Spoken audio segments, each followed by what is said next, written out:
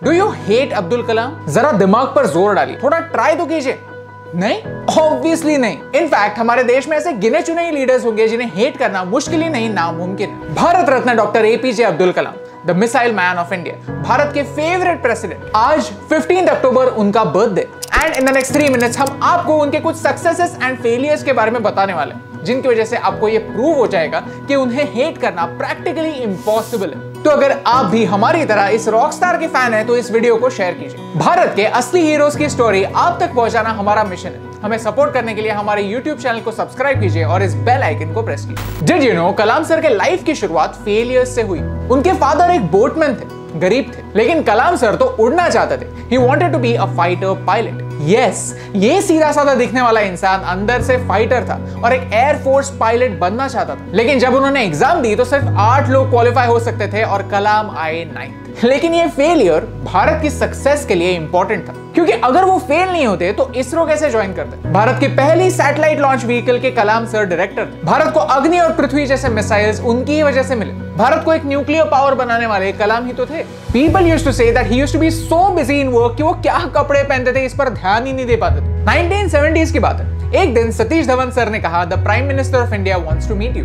तब Indira Gandhi prime minister थी। Kalam sir said, prime minister से मिलने ऐसे ही कैसे आऊं? I mean look at me, I am not even dressed. Dhawan sir ने जवाब दिया, तुम्हारी सक्सेस तुम्हारे कपड़े। एंड दैट्स ट्रू, क्योंकि उनका काम ही कुछ ऐसा है कि उन्हें किसी भी अवतार में हेट करना इम्पॉसिबल है। कलाम सर 2002 में भारत के 11th प्रेसिडेंट बने, और वो भी कैसे?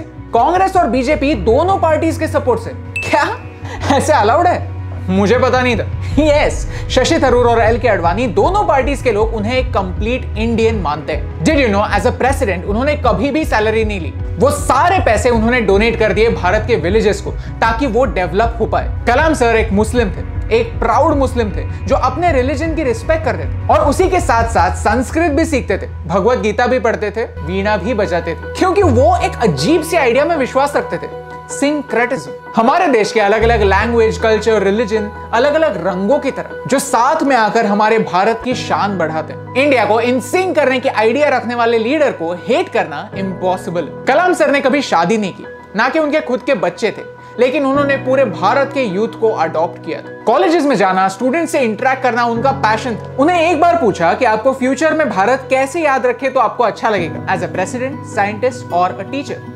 तो उन्होंने कहा पहले टीचर और बाकी सब बात, क्योंकि वो मानते थे कि इस देश को सिर्फ 3 लोग बदल सकते हैं, एक माँ, एक पिता और एक टीचर। एक माँ संस्कार कर सकती है, एक पिता डिसिप्लिन कर सकते हैं और एक टीचर सही रास्ता दिखा सकते हैं। देश को बदलने का एक सिंपल फॉर्मूला देने वाले इस गाइड को हेट करना impossible. We are saying that it's impossible to hate him, लेकिन एक्चुअली ये सच नहीं है, क्योंकि 1989 में अग्नि 1 का लॉन्च जब फेल हुआ तब उनके भी कार्टून्स पेपर में पब्लिश हुए थे। उनके भी कैपेबिलिटीज पर लोगों को डाउट आने लगा था, उन्हें भी जमकर क्रिटिसाइज किया गया था। लेकिन वो टाइम बदल गया, क्योंकि अगले ही महीने अग्नि सक्सेसफुल लॉन्च हो गया। अग्नि की ये सक्सेस कलाम सर ने 1 लाख पेड़ लगाकर सेलिब्रेट की। आज ये अग्नि मिसाइल्स भारत की बॉर्डर्स को प्रोटेक्ट करते हैं। Kalam sir, a hero, an icon, a legend, passed away in 2015.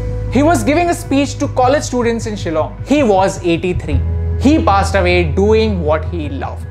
गरीबी से स्टार्ट करके, कितने ही फेलियर से झगड़ के, सिस्टम में रहकर सिस्टम को बदलने के सपने देखने वाला अगर कोई इंसान आखिरी दम तक इतना पॉजिटिव रह सकता है, then it's impossible to hate Mr. Kalam.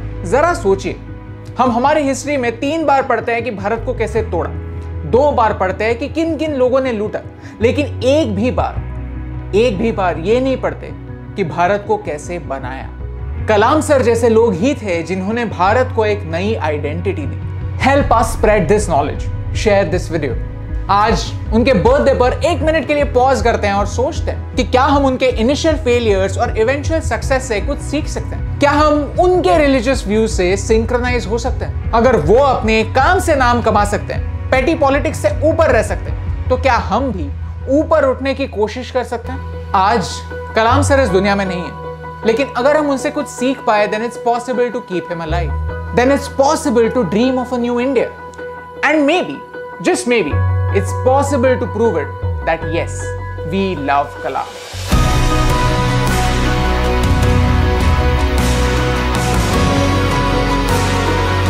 Hey yes team, हम हमेशा सोचते थे कि मीडिया भारत के बारे में इतनी नेगेटिव क्यों, तो हमने एक पॉजिटिव सोल्यूशन बेस्ड अप्रोच अपनाया। अगर आपको ये वीडियो अच्छा लगा तो लाइक बटन प्रेस कीजिए। अगर आप यहाँ पर नए हैं तो यहाँ पर क्लिक करके सब्सक्राइब कीजिए और नए वीडियोस के अपडेट्स मिलने के लिए बेल आइकन को प्रेस कीजिए। और ऐसे ही और पॉजिटिव वीडियोस देखने के लिए यहाँ पर क्लिक कीजिए, क्योंकि आपके सपोर्ट से मुझे फर्क पड़ता है।